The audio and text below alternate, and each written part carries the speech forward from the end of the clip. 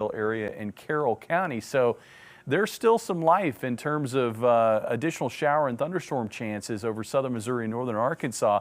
I don't think we're going to have the kind of severe weather that we had earlier this afternoon. Lots of hail reports. One big cluster of thunderstorms around Nevada producing hail.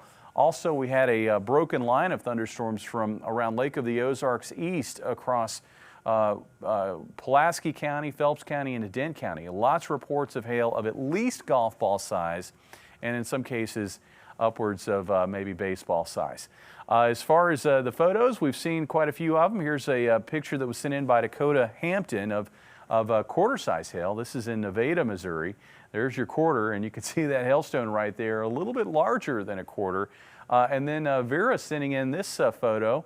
This is out of Waynesville, Missouri. You can see the back deck coated with hail, probably up to at least quarter size, based on what I can see in that picture right there. And then this beautiful photo. Oftentimes when you get severe storms popping up, you get what's called mammatus. These are those pouchy clouds that hang from the underbelly of storm tops, and of course with the setting sun, made for a beautiful photo out of Cole Camp.